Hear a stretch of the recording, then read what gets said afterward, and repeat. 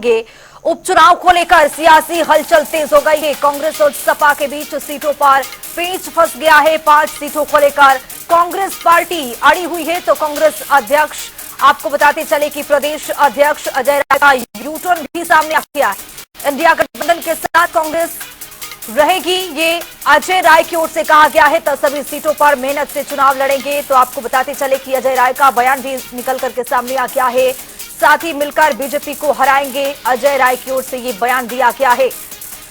तो जिस तरह से सियासी हलचल तेज हो गई थी, जिसको लेकर कयासबाजी का दौर चल रहा था कि इंडिया गठबंधन में लगातार सीटों को लेकर के पेच फंसा हुआ है। उपचुनाव का जो सियासी रण है वो भी देखने को मिल रहा था। तो कांग्रेस प्रदेश अध्यक्ष अजय राय की ओर से यूटर्न देखा गया है। उन्होंने कहा है कि सभी सीटों पर मेहनत से चुनाव लड़ेंगे और साथ ही मिलकर बीजेपी को हराएंगे, ये अजय राय की ओर से कहा गया है।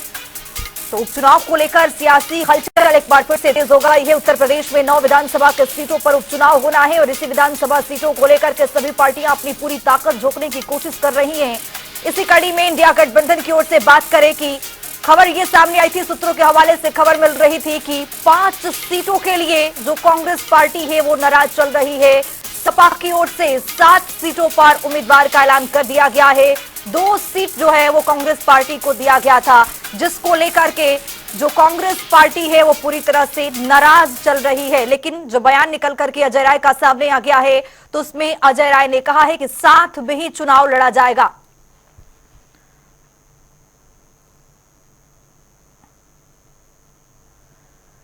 तो क्या कांग्रेस चुनाव में प्रत्याशी उतारेगी? सबसे बड़ा सवाल ये बना हुआ है। उपचुनाव पर इंडिया गठबंधन में खींचतान देखने को मिल रहा है। कांग्रेस ने यूपी का क्या रण छोड़ दिया है, सबसे बड़ा सवाल अपने आप में ये भी है। भाजपा को हराएंगे और 10 जीतेंगे, क्या मान गए हैं आप? निश्चित तौर से हम लोगों ने 5 सीटों का प्रस्ताव अपने केंद्रीय नेतृत्व को दिया था और उस पर विचार चल रहा है। नेतृत्व को निर्णय लेना है और हम सब लोग पूरी ताकत के साथ इंडिया गठबंधन के साथ हैं, मिलकर लड़ेंगे और 10 की 10 भाजपा को हराएंगे और 10 जीतेंगे। क्या मान गए हैं आप सब? निश्चित तौर से जो चीजें सामने इंडिया गठबंधन मजबूती के साथ है, हमने 5 का प्रस्ताव दिया था, उस पर निर्णय राष्ट्रीय नेतृत्व लेगा। हम साथ हैं इंडिया गठबंधन में और इंडिया गठबंधन मिलकर लड़ेगा और भाजपा को हराएंगे। तो अजय राय को आप सुन रहे थे, कांग्रेस के प्रदेश अध्यक्ष हैं, वो कह रहे हैं कि साथ में ही चुनाव लड़ा जाएगा, बीजेपी को हराने के काम करेंगे। लेकिन आपको बताते चले कि सूत्रों के हवाले से बड़ी जानकारी ये मिल रही थी कि कांग्रेस पार्टी नाराज है। अजय राय की ओर से कहा गया है कि 5 सीटें अगर नहीं मिलते हैं तो यहां पर उपचुनाव हम लड़ते हुए नजर नहीं आएंगे। 2 सीटों पर कांग्रेस पार्टी चुनाव नहीं लड़ेगी। लेकिन आप अजय राय को सुन रहे थे कि किस तरह से उन्होंने कहा है कि एक बार फिर से इंडिया गठबंधन साथ में ही रहेगी, साथ मिलकर चुनाव लड़ा जाएगा, साथ मिलकर बीजेपी को हराने का काम करेंगे। तो सबसे बड़ा सवाल अपने आप में है कि क्या कांग्रेस पार्टी की ओर से उम्मीदवारों का ऐलान किया जाएगा? क्या सपा की ओर से 2 सीटों के बाद क्या और कुछ सीटें कांग्रेस पार्टी को दी जाएगी? सीट पर किस तरह का तकरार उत्तर प्रदेश के विधानसभा के उपचुनाव में देखने को मिल रहा है? आपको बताते चले कि इंडिया गठबंधन में जिस तरह से लोकसभा चुनाव की अगर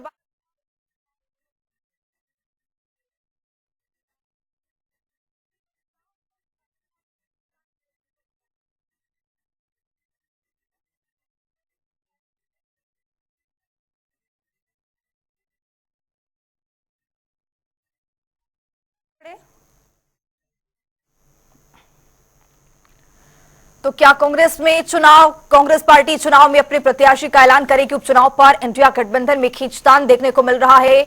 अजय राय को सुन रहे थे कि किस तरह से अजय राय ने बयान दिया है कि कांग्रेस जो है वो भी सपा के इंडिया गठबंधन के साथ, सपा के साथ मिलकर चुनाव लड़ेगी ताकि बीजेपी को हराना है, इसलिए इंडिया गठबंधन साथ में चुनाव लड़ेगी। लेकिन सवाल अपने आप में यह है कि क्या कांग्रेस पार्टी की ओर से सब कुछ ठीक चल रहा है? क्या सीट बंटवारे को लेकर समाजवादी पार्टी के बीच में, कांग्रेस पार्टी के बीच में सब कुछ बढ़िया है, सब कुछ ठीक चल रहा है? लेकिन अजय राय, इससे पहले कि उनका यह भी बयान सामने आया था, उन्होंने समाजवादी पार्टी को अल्टीमेटम दे दिया था कि 5 सीटें अगर नहीं मिलती है तो कांग्रेस पार्टी उत्तर प्रदेश में चुनाव लड़ती हुई दिखाई नहीं देगी। समाजवादी पार्टी कुल 9 सीटों पर ही चुनाव लड़ ले।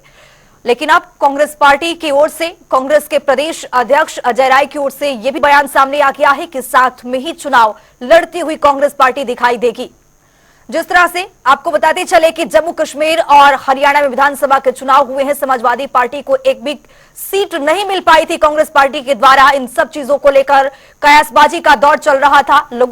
लोग जो थे वो सवाल उठाते हुए नजर आ रहे थे।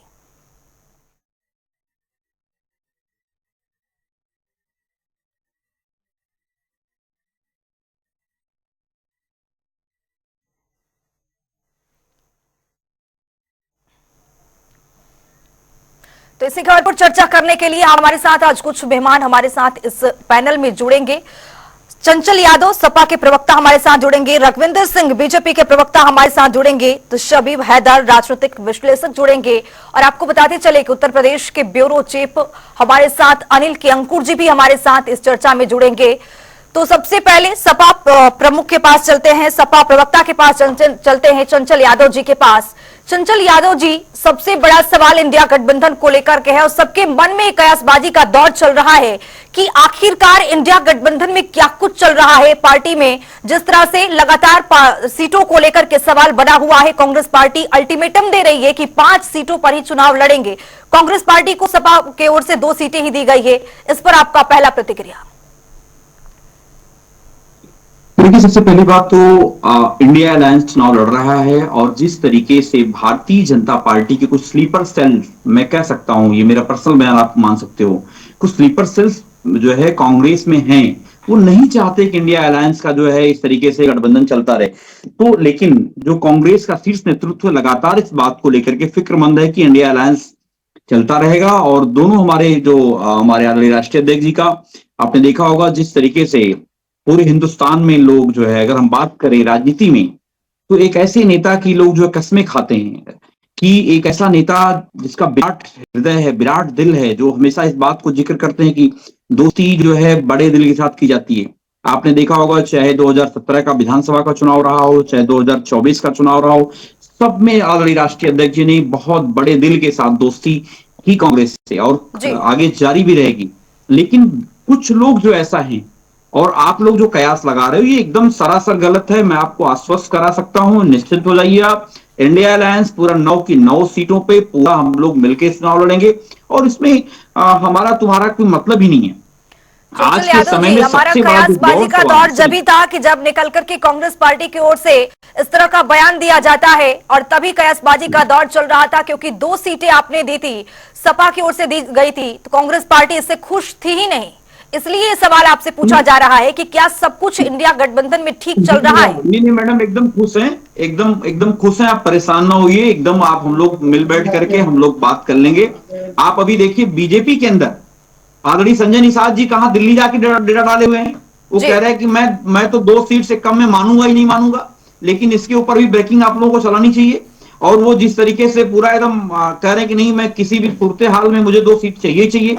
यहाँ तो हमारे साथ कांग्रेस कह रही है कि हम तो इंडिया अलायंस के पार्टनर हैं और हम लोग एक दूसरे से मिलकर चुनाव लड़ेंगे। आप मुझे बता दिए अगर कभी एक बार भी आदरणीय राय साहब का बयान आया हो कि हम नहीं लड़ेंगे साथ में। चंचल यादव जी, चंचल यादव जी बीजेपी के प्रवक्ता हमारे साथ जुड़े हुए हैं। राघवेंद्र सिंह से हम जान लेते हैं कि क्या कुछ चल रहा है बीजेपी में, एनडीए में क्या कुछ है। लेकिन सवाल इंडिया गठबंधन को लेकर था आपसे, फिर आपके पास लौटेंगे, ठीक है? आप राघवेंद्र सिंह जी, जिस तरह से एनडीए गठबंधन को लेकर के सवाल है, लगातार जो संजय निषाद है वो राजधानी दिल्ली में पहुंचे हुए हैं, अमित शाह से मुलाकात की बातें चल रही थी, 2 सीटों पर अड़े हुए थे। आरएलडी की ओर से अगर बात करें तो 2 सीटों का मांग था, लेकिन उनको भी 1 सीटें ही दी गई थी। इसको लेकर एनडीए में क्या सब कुछ ठीक चल रहा है? 9 सीटों पर उपचुनाव और इस तरह से कुश्ती चल रही है आपस में सीटों को लेकर के। हमारे यहाँ बिल्कुल चुस्त चल रहा है। इंडिया गठबंधन में हम लोग ईमानदारी से एक दूसरे का साझेदार है और घोषणा पक्ष में भी, घोषणा पत्र में भी हम लोग साझेदारी से काम करते हैं। संजय निषाद जी किस चर्चा को लेकर गए हैं वो संजय निषाद जी जाने, हम लोग बैठ करके इसको तय कर लेते हैं। हमारे यहाँ कोई खींचतान वाला विषय नहीं है। इंडिया गठबंधन कहने को तो ये गठबंधन है, लेकिन प्रारंभिक दिन से जब ये गठबंधन हुआ था, इसका नाम किसने रखा था? क्या आम सहमति तक तय हुआ था? उसके बाद इनके इंडिया गठबंधन के लगातार 5 राष्ट्रीय स्तर की बैठकें हुई, उसमें क्या तय हुआ था? क्या कॉमन मिनिमम प्रोग्राम तय हुआ था? क्या चुनाव घोषणा पत्र तय हुआ था? क्या इनके नेता तय हुए थे? इनमें तय होता था कि आगंतुक कौन रिसीव करेगा, फोटोग्राफी कौन कराएगा, मीडिया को कौन डील करेगा, नाश्ता क्या आएगा, इस प्रकार की वाहियात बातों में लोगों ने समय खर्च किया। उसके बाद जब लोकसभा चुनाव हुआ तो ये लोग एक दूसरे से हर सीट पर नजर लड़ते हुए नजर आए। राज्य में अगर ईमानदारी से तय होता है गठबंधन कहने को, तो ये लोग कहते रहते हैं। हमारे मित्र चंचल जी कह रहे हैं हमारा बड़ा दुरुस्त गठबंधन है। मुझे याद है जब मध्य प्रदेश में चुनाव हो रहा था तो क्या अखिलेश यादव जी ने कहा था कांग्रेस के लिए, चालू पार्टी मरा हुआ साहब, इनका गठबंधन नाम भी कोई चीज नहीं है सुषमा जी। इनका जो है स्वार्थी तत्वों का गठबंधन है। जब तक इनको स्वार्थ सिद्ध होते थे तब तक तो ठीक है, उसके बाद कहीं कुछ नहीं है। लोकसभा में 17 सीटें इन्होंने कांग्रेस को दी थी। भाई किस बैठक पर तय हुआ था? समाजवादी पार्टी ने किस बैठक पर तय हो गया था इंडिया गठबंधन 17 सीटें सभा लड़ेगी। ऐसा कहीं कुछ नहीं है, हम लोग आपस में मिल बैठ के तय कर लेंगे। और इनका ये पिछड़ा हुआ जवाब देने का 10 सेकंड मौका दीजिएगा प्लीज। जी चंचल यादव जी। देखिए राघवेंद्र भाई हमारे दिल के बहुत अच्छे आदमी हैं, लेकिन मैं जानता हूं जिस तरीके से भारतीय जनता पार्टी के प्रवक्ताओं को झूठ बोलने की बाकायदा ट्रेनिंग दी जाती है। आप अगर ये बात कर रहे हैं, हमारे ऊपर आरोप लगा रहे हैं, चालू पार्टी की बात कर रहे हैं। आपको याद होगा आदरणीय राजभर जी ना जाने क्या क्या कहा करते थे। वो कहते थे कि योगी को मैं वहां भेज दूंगा जहां भीख मांगने की ट्रेनिंग दी जाती है। आप बताओ चल सन्यासी मंदिर में, आपको याद होगा आदरणीय अमित शाह जी के लिए आदरणीय प्रधानमंत्री जी की किस, सुनिए मैडम प्लीज, आदरणीय अमित शाह आदरणीय प्रधानमंत्री ने किस तरीके की शब्दावली का प्रयोग आदरणीय राजभर जी करते थे, किस तरीके, क्या मतलब क्या मजबूरी है बीजेपी की कि आदरणीय राजभर जी को बगल में बैठाना पड़ रहा है। और मैं बता दूं, इससे आगे निकल करके चर्चा को आगे बढ़ाते हैं। Madam 10 second. आदरणीय राजभर जी हो, चाहे वो आपके केशव प्रसाद मौर्य जी हो, जितने भी पिछड़े समाज के नेता हैं, आप सोचिए बीजेपी का सत्तारूढ़ का विधायक जो योगेश वर्मा, जिसके ऊपर मुख्यमंत्री के सजातीय व्यक्ति ने लगातार थपड़ियाया और दौड़ा के लतियाया भी। चंचल यादव जी, सवाल मेरा ये है, इससे आगे निकलते हुए मेरा सवाल का आप जवाब दीजिए। नहीं मैडम कुछ बात नहीं, 6 दिन लग गए, 6 दिन में वो विधायक बेचारा FIR नहीं कर पाया। तो ये कितनी शर्म की बात है। और हमारे राघवेंद्र भाई मुख्यमंत्री की सजाती हैं, ये जिसको चाहे उसको लतिया दें, इसको चाहे उसको पीट दें, इनके ऊपर कोई FIR नहीं होगी। तो ये है, ये मैं तो बात बड़ी ईमानदारी से कह सकता हूं कि आज बीजेपी में पिछड़े समाज के नेताओं की हालत बहुत खराब है। और बताइए, सोचिए जो पटेल साहब हैं, पटेल समाज के लोग, अरे वर्मा जी हैं, पटेल समाज के लोग इस बात को लेकर के आंदोलनरत हैं कि भाई हम जो है हमारे विधायक को, सत्तारूढ़ के विधायक को पीटा जा रहा है। चंचल यादव जी मेरे सवाल का जवाब दीजिए, क्योंकि मेरा सवाल आपसे ये है कि क्या कांग्रेस पार्टी 2 सीटों पर ही चुनाव लड़ेगी?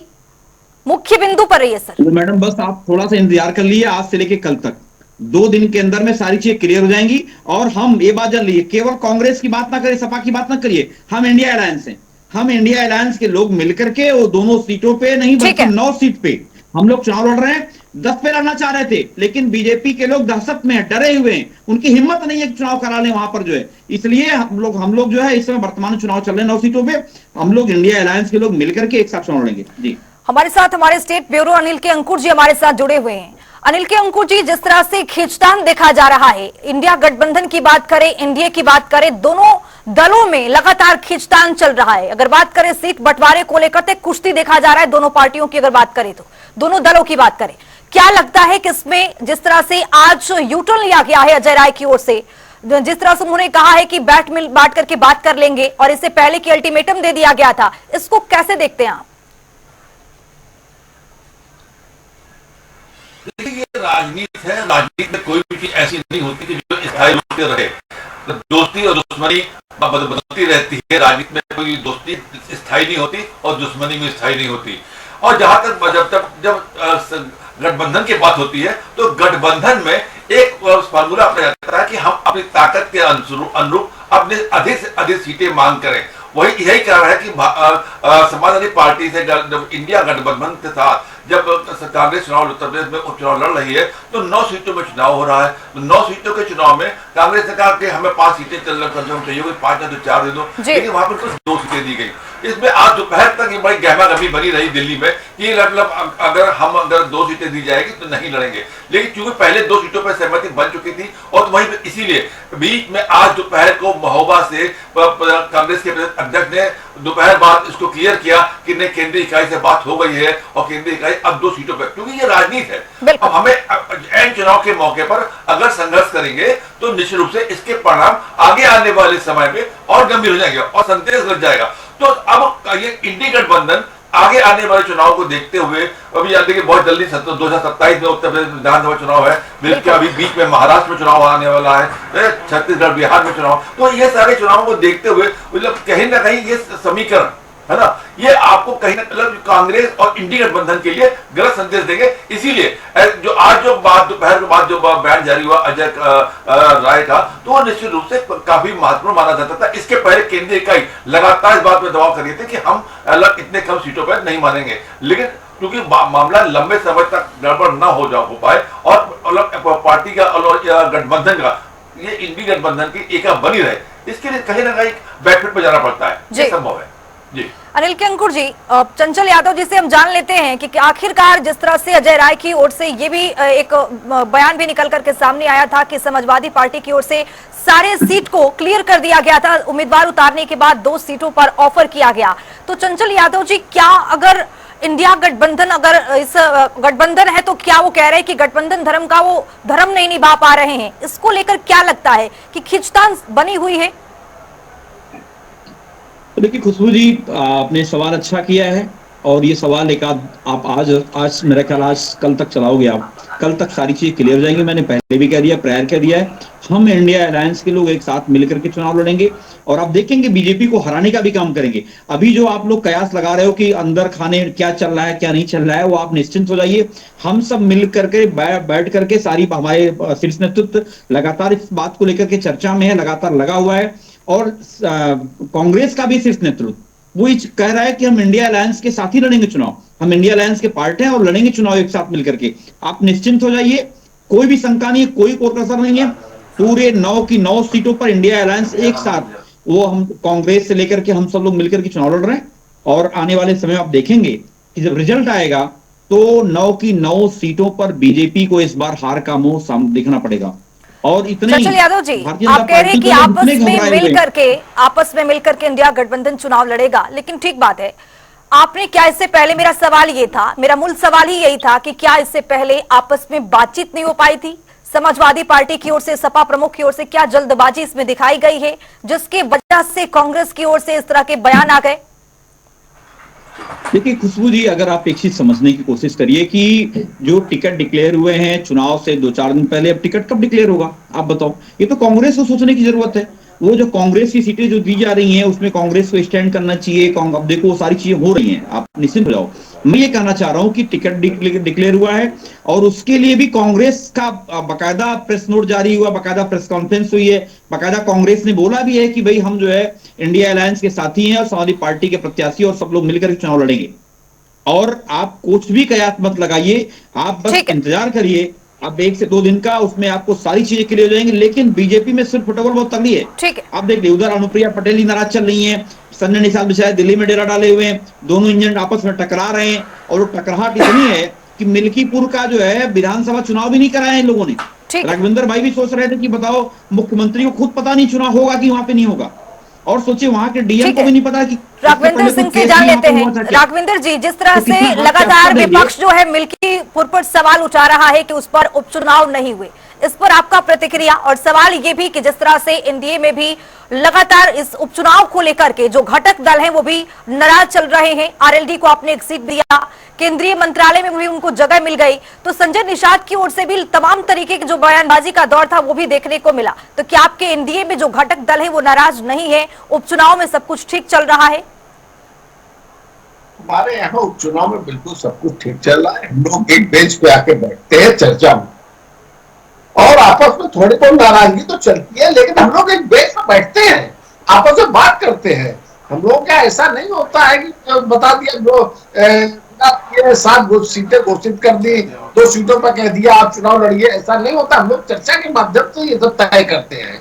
तो रही बात ये जो ठीक है अब होने का विषय जो है, भाई ये चुनाव आयोग चुनाव कराता है, मैं कई डिबेट में ये बात कह चुका हूँ, हमारे मुख्य चंचल जी बड़ी प्रकार से जानते हैं। लेकिन ये लोग बात को घुमाने के लिए कह रहे थे भारतीय जनता पार्टी मिल्कीपुर में चुनाव रोके हुए। भाई चुनाव कराना या ना कराना के भारतीय जनता पार्टी सरकार या विपक्ष का काम होता है? भाई चुनाव आयोग का काम होता है, किन्हीं कारणों से रोकी गई है, वो कारण में चंचल जी को पता है।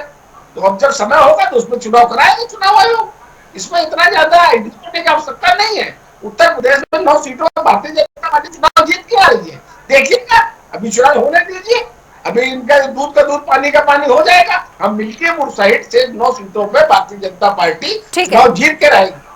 तो हमारे साथ राजनीतिक विश्लेषक भी जुड़े हैं शबीब हैदर जी, जिस तरह से समाजवादी पार्टी के प्रवक्ता को भी आप सुन रहे थे, भारतीय जनता पार्टी के प्रवक्ता को भी सुन रहे थे, और आपने देखा कि किस तरह से मिल्कीपुर सीट को लेकर के जिस तरह से उपचुनाव वहां पर ऐलान नहीं किया गया है, विपक्ष बहुत ज्यादा हमलावर रहा है, इसको आप किस तरह से देख रहे हैं? देखिए, इसको इस तरीके से देखते हैं कि लोगों का अपना मानना अलग अलग है, राजनीतिक उथल पुथल, संगठन किसके पास किसका है, सब एक दूसरे को जानते हैं, लेकिन अब आदमी इसको मानने को तैयार होता नहीं। ये तो चुनाव परिणाम आने पर जनता बता देती है कि कौन क्या सोच रहा है, किसके प्रति सोच रहा है। जी, अनिल के अंकुर जी के पास आना चाहूंगी। अनिल के अंकुर जी, जिस तरह से मिल्कीपुर सीट एक बहुत बड़ा विपक्ष के पास मुद्दा रहा, विपक्ष लगातार सवाल उठाता रहा कि मिल्कीपुर सीट को लेकर के चुनाव आयोग की ओर से ऐलान नहीं किया गया है, सत्ता पक्ष की ओर से अपनी जवाबदेही दी गई, लेकिन विपक्ष अभी भी हमलावर है मिल्कीपुर सीट को लेकर के, उसको आप कैसे देखते हैं? ये सवाल जरा रिपीट करेंगे आप, कैसे था? मेरा सवाल ये था कि जिस तरह से मिल्कीपुर सीट को लेकर विपक्ष लगातार हमलावर है, सत्ता पक्ष की ओर से जवाबदेही दी जा रही है, लेकिन विपक्ष ये कह रहा है कि मिल्कीपुर सीट पर आखिरकार उपचुनाव क्यों नहीं हुआ, चुनाव आयोग की ओर से ऐलान क्यों नहीं किया गया, इसको लेकर आप किस तरह से देखते हैं? देखिए, सबसे बड़ी बात यह है कि जो मिल्कीपुर का चुनाव ना होना, ये निश्चित रूप से एक बड़ा ही अजीब बात के रूप में देखिए जनता के बीच में संदेश गया है, वो निश्चित रूप से बड़ा अजीब गरीब गया है, और जनता खुद इस बात को लेकर के असमंजस में कि आखिर चुनाव आयोग ने ये किस आधार फैसला लिया। अगर फैसला मिल्कीपुर में लिया जाता कि वहां पर विवाद है, वहां पर मुकदमा है, तो अब ऐसी स्थिति में कानपुर का जो कानपुर में शीशामऊ सीट है, शीशामऊ सीट पर किस तरीके से वहां पर जो विधायक है, अभी उनका भी मामला अदालत में विचाराधीन है और उनका अभी अंतिम फैसला नहीं आया, उनकी अपील लगी हुई है ना। अगर वो अपील जो जिस तरीके से अदालत उनके पक्ष में फैसला दे देती है, तो कानपुर के शीशामऊ वाले क्या होगा ना। तो ये जो अलग अलग प्रकार की बातें अगर हो रही हैं, तो निश्चित रूप से ये चर्चा में रहेगी और जनता के बीच में कहीं ना कहीं संदेह पैदा होगा। तो ये चुनाव आयोग को देखना चाहिए कि जो फैसला कर रही है तो किस आधार पर करे, उसके पीछे दलील क्या है। बिल्कुल जी। राघवेंद्र सिंह जी, आपके पास आते हुए आपका एक छोटा सा प्रतिक्रिया। भारतीय जनता पार्टी उत्तर प्रदेश की 9 सीटें हैं, 9 सीटें तो हम लोग उत्तर प्रदेश में सुशासन और विकास की दर पर चुनाव हो रहे हैं। हम लोग कोई क्षेत्रवाद, जातिवाद, धर्मवाद समीकरण के आधार पर चुनाव नहीं, हमारी डबल इंजन की सरकार है। मैं बताने के लिए बहुत, हम लोग सबका साथ, सबका विकास, सबके विश्वास को नारे को लेकर तो उत्तर प्रदेश में काम कर रहे हैं और काम किया हुआ है। तभी उत्तर प्रदेश में पलट कर दोबारा हमारी सरकार बनी है, केंद्र में तीसरी बार हमारी सरकार बनी। तो हम लोग पूरी तरीके से आश्वस्त है कि 9 सीटों पर चुनाव होने जा रहा है। इसे भारतीय जनता पार्टी काफी बढ़त के साथ, लंबी बढ़त के साथ 9 की 9 सीटें जीत गई। चंचल यादव जी, समय की बेहद कमी है, आपका भी एक छोटा सा प्रतिक्रिया। देखिए खुशबू जी, सबसे पहली बात तो यह है कि इंडिया अलायंस पूरी तरीके से बहुत चुनाव लड़ने जा रहा है, और हम लोग जो है 9 की 9 सीटों पर हमारी रणनीति है कि बीजेपी को हराना है, क्योंकि जनता में त्राहिमाम मचा हुआ है। जनता आज सवाल पूछ रही कि हमें, हमारे रोजगार की समस्या है, किसानों की समस्याएं हैं, बिजली, पानी, सड़क, सब कुछ महंगा कर दिया इन्होंने, और भ्रष्टाचार की बीजेपी के लोग नए नए आयाम गढ़ रहे हैं। अभी आपने देखा होगा कि लोग आज के समय में बीजेपी की वॉशिंग मशीन की चर्चा करते हैं। हैदराबाद में देखा होगा जो वहां के मुख्यमंत्री चंद्रबाबू नायडू साहब के 371 करोड़ की जो संपत्ति अटैच करी थी ईडी ने, सब रिलीज कर दिया। तो ये समझिए कि आज जो लोग बीजेपी के लोग भ्रष्टाचार की बात करते हैं, लोग हंसते हैं, सुन करके हंसते हैं कि बताओ ये लोग भ्रष्टाचार के लोग, बीजेपी के लोग भ्रष्टाचार किस मुंह से बात करते हैं। आज के समय में ये बहुत बड़ा सवाल है जनता के बीच में। जनता ये कह रही है कि जुमलेबाजों को, झांसेबाजों को सबक सिखाना है। उत्तर प्रदेश में ये कह सकते हैं कि 9 की 9 सीटें जो है इंडिया अलायंस जीतने जा रही है। आप सभी का बहुत शुक्रिया जनता टीवी पर जुड़ने के लिए और चर्चा करने के लिए। तो आपको बताते चले कि 9 सीटों पर जिस तरह से विधानसभा का उपचुनाव हो रहा है और इन सीटों को लेकर के दोनों घटक दलों में अगर बात करें, दोनों पार्टियों की बात करें, तो तमाम तरीके की उलझनें सामने आ रही है, खिंचतान दिखाई दे रहा है। लेकिन दोनों पार्टियों के प्रवक्ताओं की ओर से ये जानकारी दी गई है, बताया गया है कि सब कुछ ठीक चल रहा है और बैठ करके इंडिया गठबंधन में भी सुलझा लिया जाएगा। तो एनडीए की अगर बात करें तो घटक दल नाराज नहीं चल रहे हैं।